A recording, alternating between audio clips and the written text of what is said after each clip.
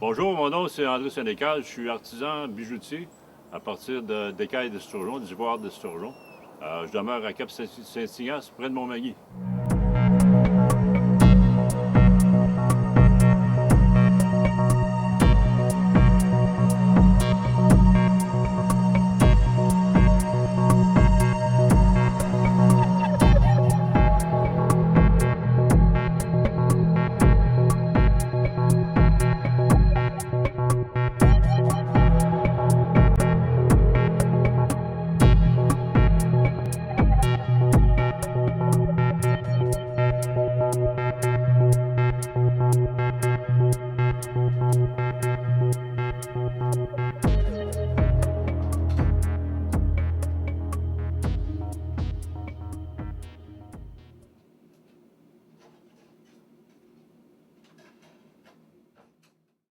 Moi, je viens de Montréal, OK. mais je me trouve être resté en Gaspésie. C'est là, en Gaspésie, que j'ai trouvé des écailles d'esturgeon.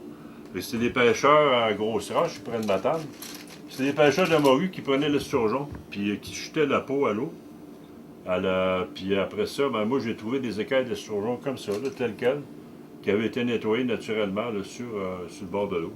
Fait que là, à partir, c'est comme quand j'ai trouvé ça, ben là, à partir de la source, là, j'ai développé des techniques de nettoyage. Puis là, j'ai développé mon entreprise comme ça. J'ai vu les pêcheurs qui ont jeté les peaux d'esturgeon à la mer. Fait que là, à ce moment-là, ben là, j'ai fait le lien. Puis là, quand j'ai commencé, moi, je bouillais des peaux d'esturgeon qui avaient été jetées à l'eau comme ça, puis qui étaient séchées. Puis là, j'ai commencé à bouillir ça dans l'eau, puis à développer une technique là, pour récupérer. Tantôt, je vais te montrer justement une grande peau d'esturgeon là, pour récupérer les écailles. Là. Après le moratoire qu'il y a eu sur la morue, fait que là, les pêcheurs de morue ont arrêté de pêcher l'esturgeon. Donc, je ne pouvais pas avoir d'esturgeon là-bas. Fait que là, j'ai déménagé près de Montmagny, Cap-Saint-Ignace. À Montmagny, il y a des pêcheurs d'esturgeon qui sont là, qui pêche traditionnelle. Ah, ouais. Ça fait que c'est d'eux autres que j'ai récupéré les peaux d'esturgeon.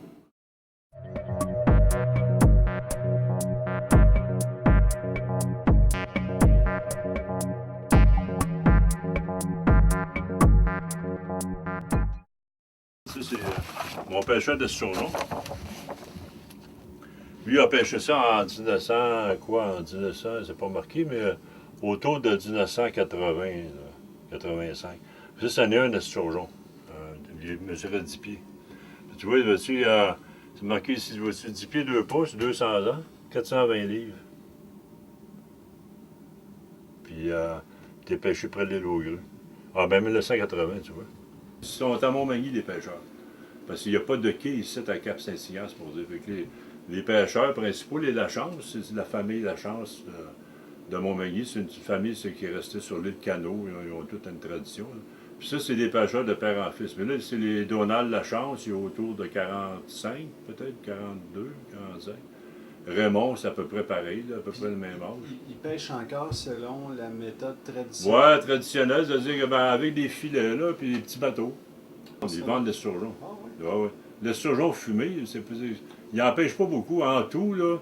Parce qu'il y a la pêche de l'esturgeon, il y a un pêcheur qui s'ouvre à l'île aux Coudes. Mais lui, il a loué sa pêche à un pêcheur de Montmagny. Mais en tout, là, à partir de Montmagny, à Montmagny, il y a Berthier, il y en a à Kamouraska, Saint-Henri-de-Kamouraska, ou Kamouraska. Puis il y en a un peu plus loin à Trois-Pistoles. Mais là, après ça, il n'y a plus de pêcheurs d'esturgeon. Fait qu'en tout, il y a à peu près une dizaine de pêcheurs d'esturgeon en tout, au Québec. Là. En tout cas, la pêche, je pense qu'en principe, ça dépasse plus. La Côte-du-Sud arrête à Rivière-du-Loup, je pense. Ah, OK. Le Trois-Pistoles, c'est plus la Côte-du-Sud. OK. Mais l'esturgeon est encore là, pareil. Ah, OK. Puis l'esturgeon, les pêcheurs de Gaspésie le prenaient près de Matane, l'esturgeon.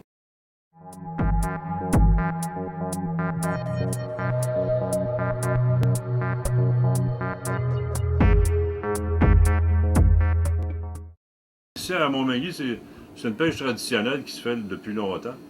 C'est le 2 tiers, ou peut-être plus, de la pêche mondiale de l'esturgeon. Et ça, c'est l'esturgeon noir qui est comme ça. Parce que l'esturgeon, qui a différentes sortes d'esturgeons, il y en a peut-être une dizaine, là, mais il y a l'esturgeon blanc, l'esturgeon jaune. Les autres, ils n'ont pas d'écailles dessus. C'est l'esturgeon noir qui, lui, se trouve être à l'eau salée. Il y a beaucoup d'écailles comme ça. L'esturgeon, lui, c'est comme le saumon, c'est un poisson migrateur. Il se promène, il passait d'un filet à morue. Puis là, vu qu'il n'y avait plus beaucoup de morue, les pêcheurs se sont mis à prendre l'esturgeon. Et ça, c'est la peau, je te parlais tantôt, Patrick. Là. Ça, c'est le poisson, normalement. Là, si tu mets la tête ici, ça donne à peu près 5 pieds. Là. Ça fait que ça, c'est les écailles. Celle qu'on voit par-dessus, la dorsale, c'est comme ça ici. Puis c'est un à côté de l'autre comme ça. Puis quand ça bouge, ça peut pivoter comme ça. OK. Ça faut. Là, elle, évidemment, c'est été tanné. Là. Elle est plutôt séchée seulement. Là. Et Ça, moi, c'est habituellement, ça, c'est une peau que je reçois. Ça. Mais quand je l'ai crue, qu'elle est fraîche, là, j'en prends une quarantaine comme ça, puis là, je mets ça dans un bassin que je fais bouillir pendant 2-3 heures. OK. Puis là, après, c'est nettoyé à cause des pores qu'il y a dans la peau, comme ça. Là. Les petits trous qu'il y a, là, c'est nettoyé avec une pression. Là. De l'eau en pression fusée à eau.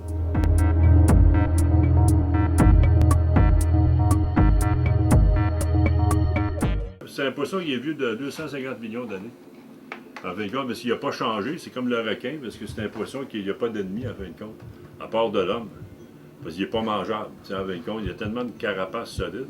C'est un poisson de fond. Ici, on voit la bouche, il est ici en dessous. Ça, c'est juste un museau. Là. Il n'y a pas de la bouche, il est juste en dessous. Ça. Puis, c'est un poisson qui se tient dans le fond de l'eau. Puis, en fin de compte, qui est protégé comme ça. Là. Puis, plus ils sont petits, plus les pics sont pointus, ça, en haut. C'est un poisson qui est bien vite aussi, qui est bien rapide. Il y a de l'air bizarre de même, là, mais c'est lui qui... Lui, il est plus rapide pantoute, là. Mais le poisson, il sent jusqu'à... J'ai des photos en arrière, il peut sent jusqu'à 10 pieds, 12 pieds. Ah, ouais. Okay. Mais là, les pêcheurs d'esturgeon, eux autres, leurs quotas de pêche, ils ont des quotas de pêche. Mais ils ont aussi des... ils peuvent pas... quand le poisson est rendu à 6 pieds, il faut qu'ils le remettent à l'eau. Parce que l'esturgeon devient géniteur à l'âge de 21 ans. Puis là, il se trouve à avoir 6 pieds. Fait que les pêcheurs à bord du bateau, ils ont une règle. Puis là, ils mesurent à partir... de Louis, ici, en arrière de Louis, jusqu'à en arrière de la dorsale, ici, en arrière. Là. Ou en avant ou en arrière. Puis, si ça dépasse ça d'un 1/8 ou un quart de pouce, il faut qu'il le rejette à l'eau. Ah, ouais. Parce qu'il devient géniteur. C'est un poisson qui peut vivre jusqu'à 200 ans. 200 facilement. Hein?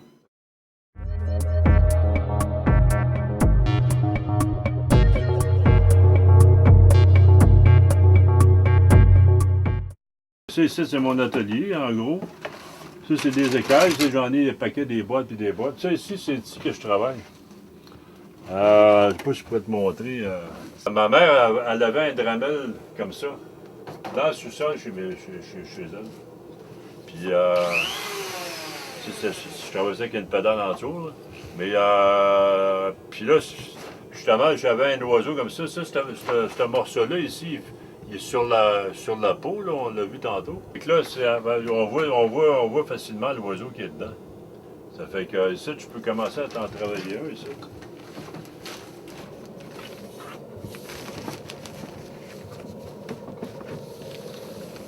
La poussière s'en va par là. Ah, sinon, ça ne serait pas endurable. Fait que là, je prends mon oiseau comme ça. Puis là, avec ça, j'ai réussi à...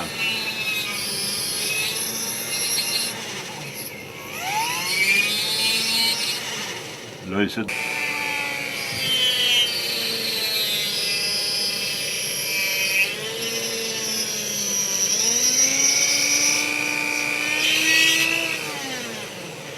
C'est comme ça que j'ai réussi à... Puis là, mon morceau est en train de partir encore.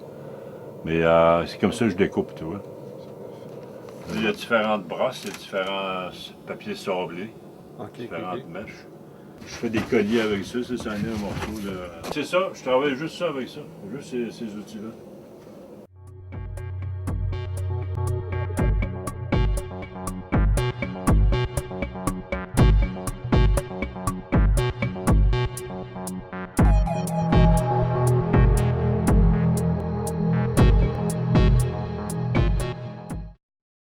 fait des recherches sur l'esturgeon, différentes bibliothèques un peu partout, là, puis ça marquait là-dedans que l'écaille d'esturgeon était de la même consistance que de l'ivoire. Mais il ne parlait pas qu'il y avait une étude qui avait été faite là-dessus, sur l'analyse de l'écaille d'esturgeon comparée à l'ivoire. Ça fait que moi, je suis allé à l'Université Laval en 2002, puis j'ai fait faire l'analyse de l'écaille d'esturgeon, là. Puis eux autres, on a comparé ça à l'ivoire de morse. Puis ils sont arrivés à la conclusion, je l'ai en dossier, là, ils sont arrivés à la conclusion, en fin de compte, que l'écaille d'esturgeon, c'était de l'ivoire comparable à celle de l'ivoire de morse. En fin de compte, c'est une sorte d'esturgeon.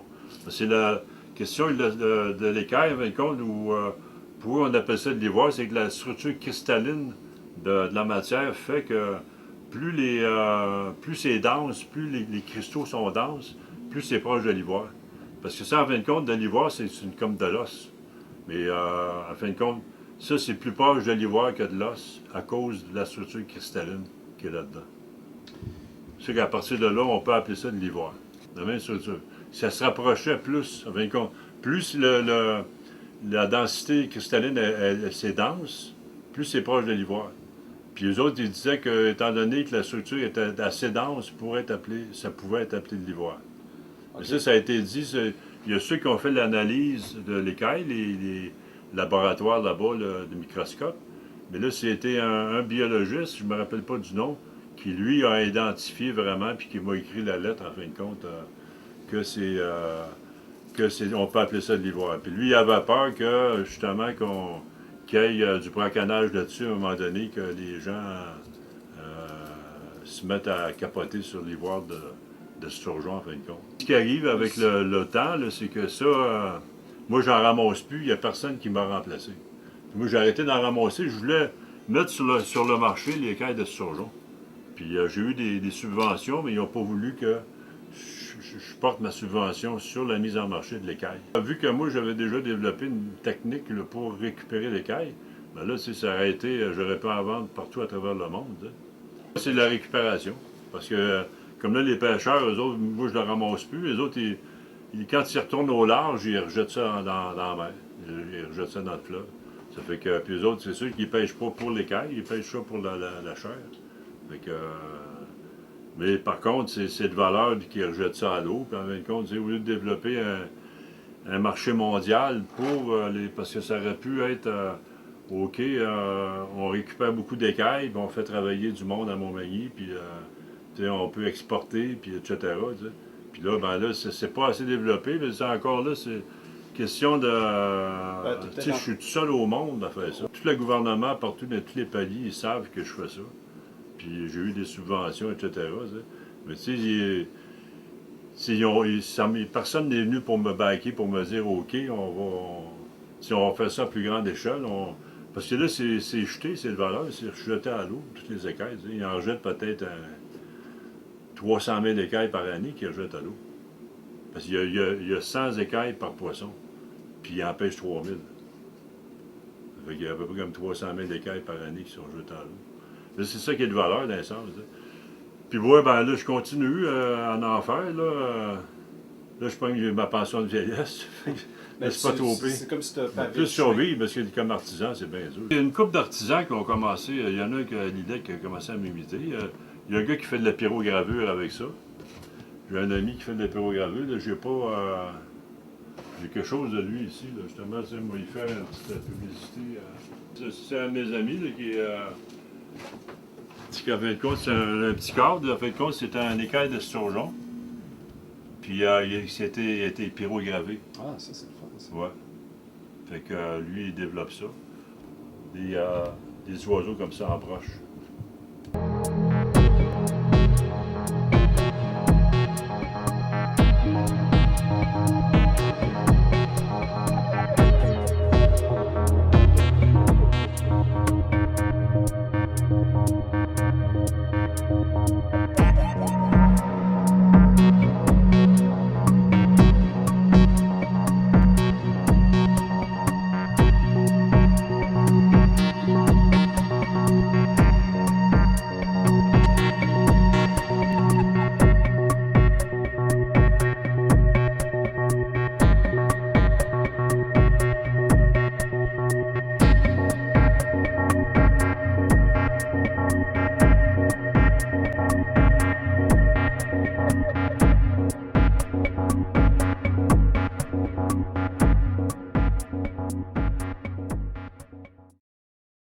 Tu as été le défricheur de l'ivoire de mer. Ouais, c'est moi qui ai trouvé l'initiateur du concept là, de créer des bijoux avec l'écaille de surgeon.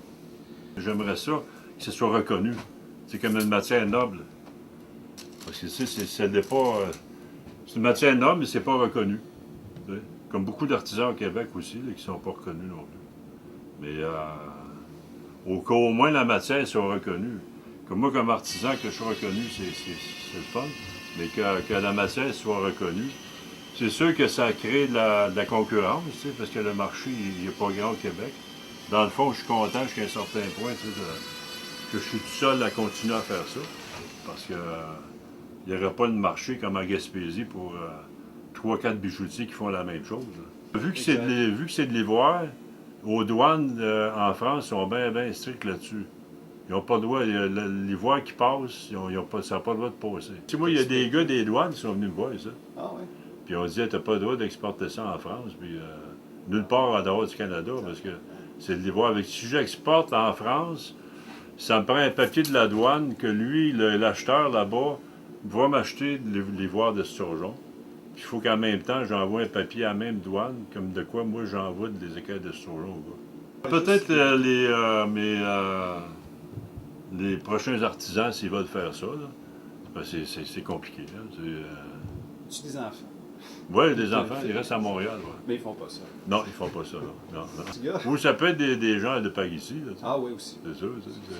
C'est pas mal ça. C'est le fait de ne pas être reconnu. Là, comme matière. C'est ça qui est pas le fun. C'est comme si tu ouvrais un minerai rare. Puis tu arrives avec ton minerai qui est rare. Tu es tout seul au monde avec un minerai de même. Mais là, tu dis, c'est fait au Québec. Ah, ça vient de Montmagny. C'est pas bon. C'est à peu près la même chose. C'est l'équivalent. Dans le fond, c'est comme c'est vraiment une matière tellement noble, en fin de compte, puis pas reconnue. Mais c'est ça. Ça vient pas de. Ça, je fais le reportage. Ah ouais, bon, c'est ça. C'est ça. Alors, on va dire, pour terminer, on va dire à la grâce de Dieu. Ah, OK. All right.